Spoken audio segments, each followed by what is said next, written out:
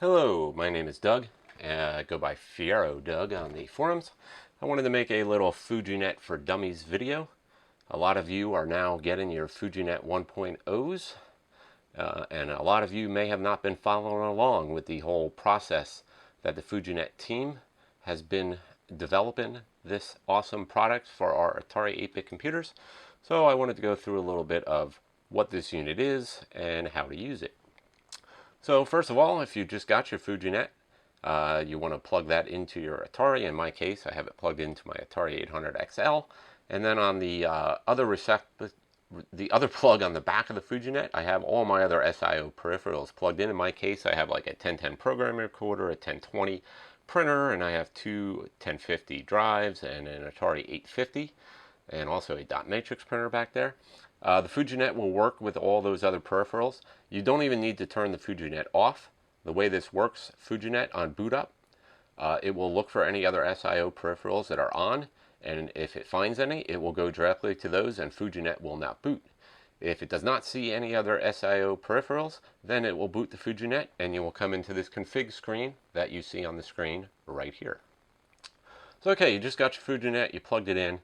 Before you turn on your computer, you're going to want to get this set up to your Wi-Fi. So what you want to do, there's three buttons on the top, and from left to right they are A, B, and C. You also have three LEDs. The first button, which is the A button on the left, a short press is your disk swap button. I'll show you that in a second. And then a long press will enable Bluetooth. So if you hold that down, you'll see the blue light here, the second light. Will be blue, and that means the Wi-Fi is enabled if you want to use that at default. The Fujinet default is Bluetooth off, so you'll never see that blue light come on. The light under the A button here is the Wi-Fi light, so that will always be lit up white, and that means the Wi-Fi on the ESP32 is working. And the third light here is orange, and that will blink anytime there is SIO activity through the Fujinet. The B button is the one that we want right now. If we hold this button down and then turn on the Atari, that will reset the config program so that we can enter our Wi-Fi and our Wi-Fi password. So let me do that right now. The B button, I'm going to hold it down and I'm going to turn on the computer.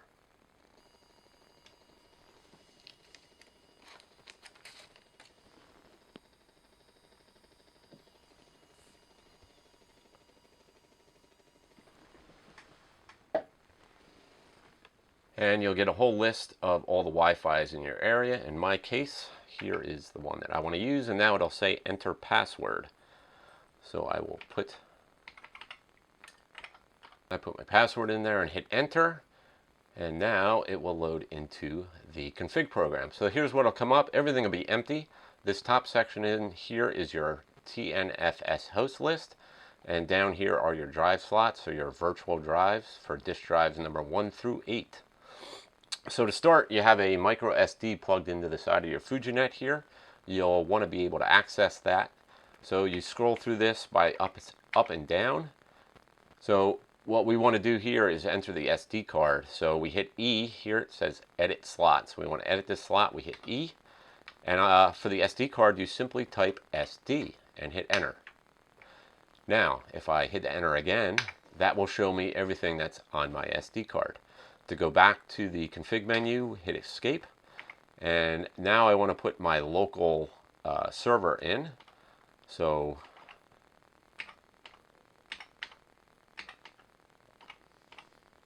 hit enter, and now this is my local TNFS server, which happens to be on this Windows computer that I have sitting right next to my Atari here. So this little box right here is my local TNFS server, and that is linked to a file on my computer that I called Fujinet Doug. So anything that I drag and drop into this Fujinet Doug folder, in my case, is now easily accessible on the Atari. So if you were using an SIO to PC device, this is even simpler than that, because all I have to do is take a file, drop it in a folder on my Windows computer, and now I can access it over the Wi-Fi network and load it right on my Atari. So let's load something. I'll load a game here. So I'll select the game that I want, in this case, Mr. Robot. I'll hit enter. I'll hit enter again to put this in drive slot number 1. Hit return because I want to only read only. If I hit W, that means that I can read write, and I don't want to do that because then I could overwrite something. And now we're ready to go. So to reboot is option. So I'm going to hold down the option button on my Atari 800 XL in this case because I want to bypass the internal basic because this is a machine language game. So I'll hold this down, and now it is going to boot up the game. We'll see that coming up in just a second.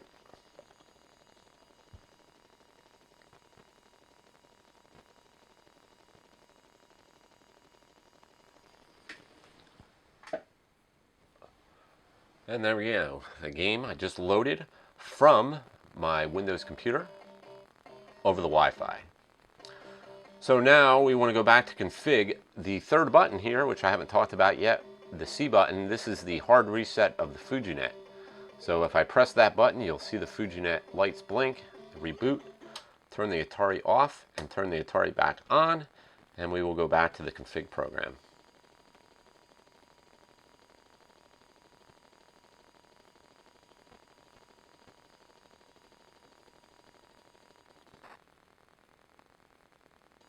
And there we go, back to config.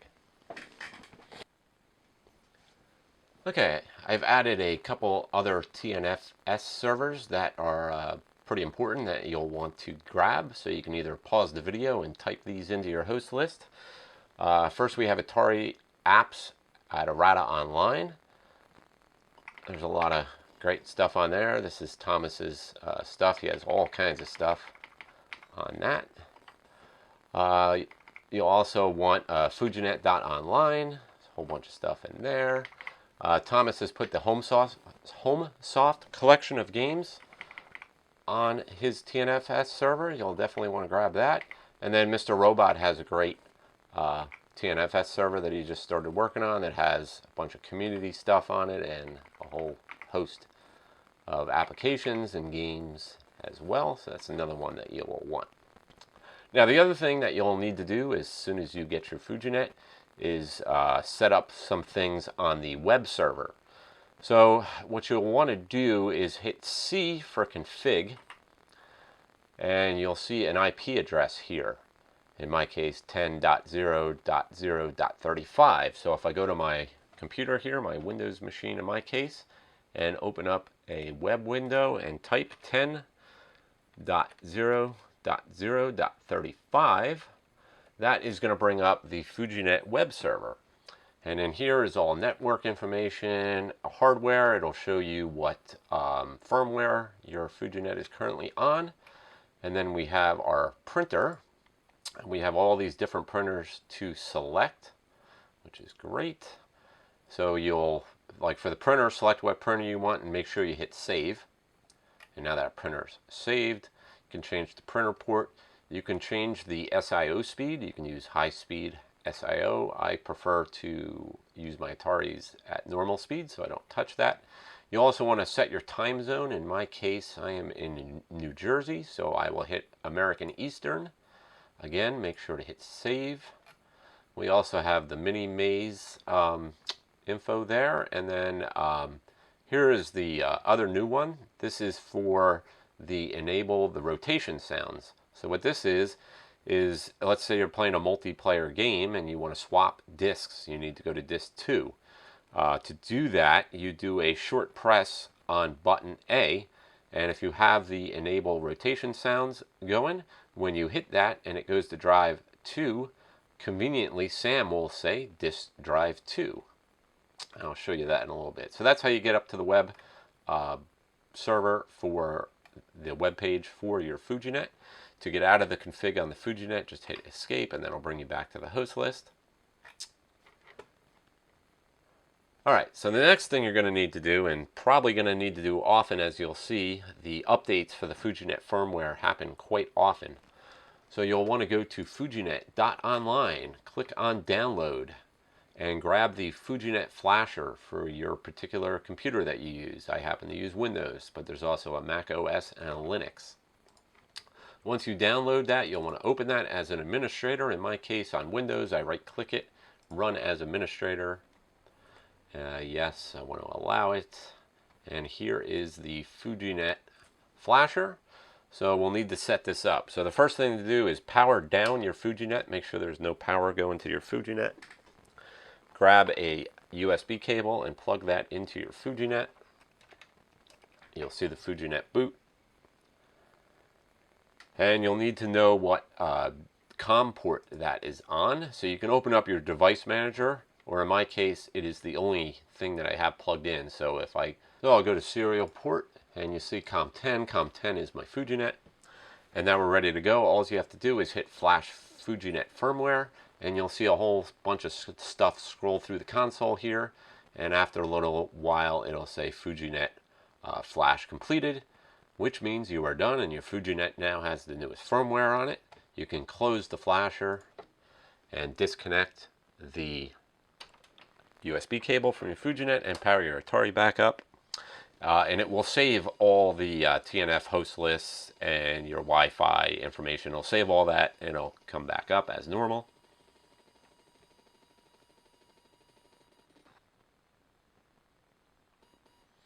And we're back into the Fujinet config. So right now let's go and load another game, but this time instead of loading one from my local TNFS server on my computer, which is sitting right here, let's load something from across the country.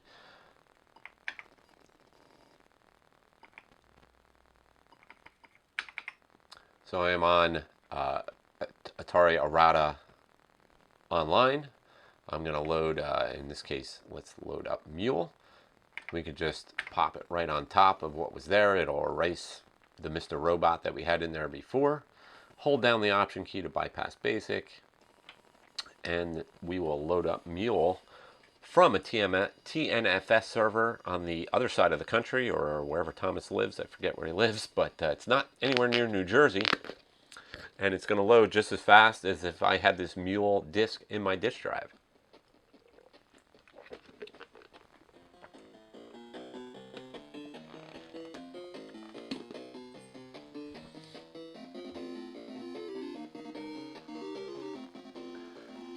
Alright, now I want to get out of this game again. The C button, the button on the right, I'm going to hit that to reset the Fujinet. I'm going to turn the Atari off and turn the Atari back on, which will bring me back to config.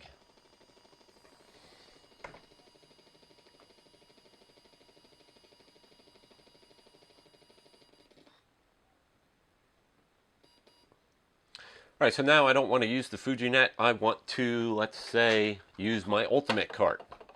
I'm going to reset the Fujinet, which I don't even need to do because I can just turn the computer off. I'm going to turn the computer off. I'm going to put my Ultimate cart in. The Fujinet, I leave it on. There's no need to turn it off. I have my Ultimate cart plugged in. I'm going to turn on the computer. And you see the Ultimate cart comes up. And that is because the Fujinet saw that there's a cartridge plugged in, so the Fujinet won't boot and you can use your Ultimate cart. Same with your disk drives. I have the computer off now. I'm going to turn on my disk drive number 1, my Atari 1050.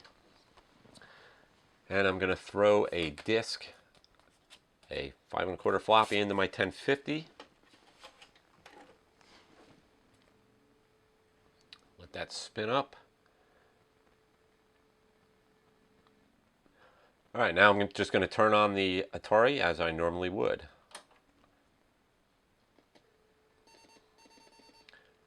And now I am loading from my 1050 disk drive. The Fujinet is on. It does not conflict. There's no problem. Except that I forgot to hold down the Option button to load up Jumpman. No fault of the Fujinet. That was me. So there we go. You can still use all your other peripherals, no problem.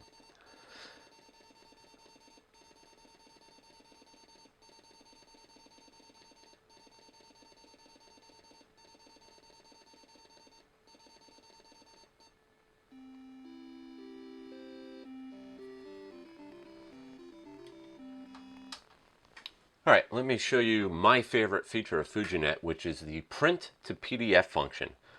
This is a very useful thing. Even though I have real printers here, sometimes I don't want to muck around with them. Print to PDF is the one thing that I was looking forward to the most with Fujinet. So really simple. I'm using the Fujinet web server here, making sure I have my printer selected. I have Atari 1025, which is what I want in this case.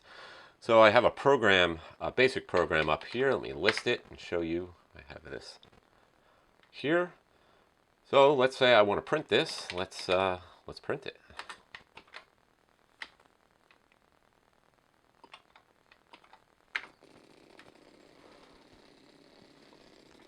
All those beeps and boops are the Fujinet printing that.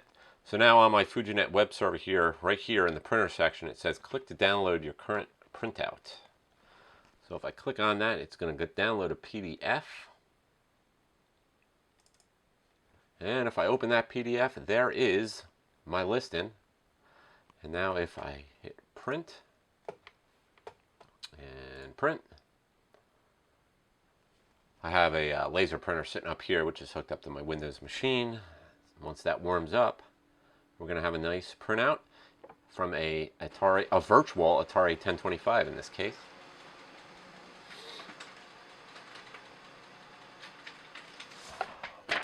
There we go. There's my listing.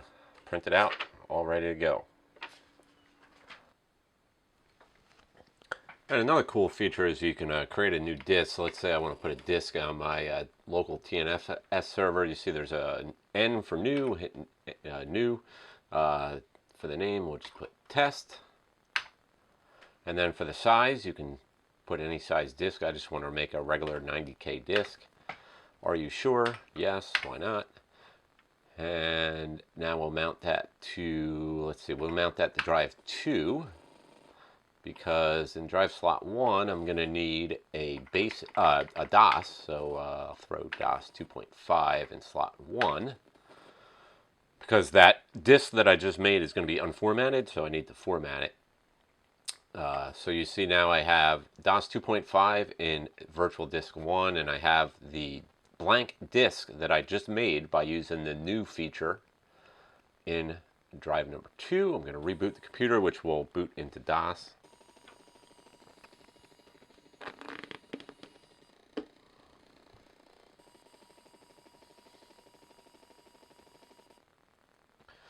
Okay, so I have DOS 2.5 up. If you recall, I have in drive number 2, I have that disk, that new disk that I made that's unformatted that I called test in drive 2. So the first button, the A button, is the disk swap button. I'm going to press that button. Sam just said disk 2. You saw the Bluetooth light blink. And now disk 2 is up. So if I hit disk directory, there should be nothing on this disk. Sure enough, 0 free sectors. So let's format this disk. I made it a 90K disk, so I'm going to format single. Which drive? It's drive 1. Tap yes to format. And let's make sure that's formatted. Do the disk directory. And yes, now we have 707 free sectors. So that's how you make a new blank disk on your Fujinet. It is that simple and extremely useful. And the last feature that I'm going to show here, which is the other feature that I use all the time, is, of course, why would you have a Fujinet Wi-Fi without BBSing? So let's BBS in a couple different ways to do it. If you want to grab a comms thing, you can get it on comms on the errata online and grab modem programs. Put that in drive 1. I gotta eject my test disk from drive 2 and reboot the computer.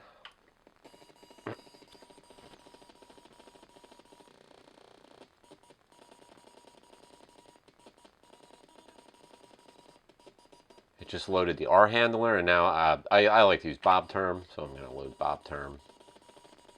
And now Bob term's loaded in, and you can go on to whatever BBS you like to frequent. and it works really nice over the Wi-Fi. You'll hear the beep once this all loads.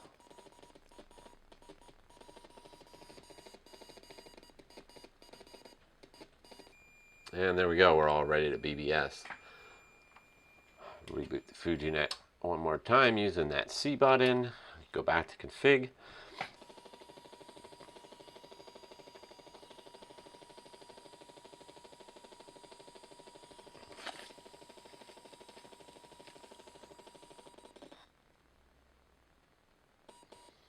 Alright, and that's all I wanted to show in this video. Just a little video to show you how to use your Fujinet.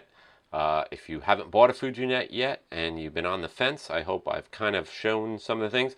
I've only shown the tip of the iceberg on what the Fujinet could do. I just happened to show some of the simpler things to do with the Fujinet and some of the stuff you'll use every day, like loading ATRs, and if you want to print something, if you want to go on the BBS, if you want to make a new disk, and copy files, or add basic programs that you're doing into a new disk. You can do it all right on the Fujinet.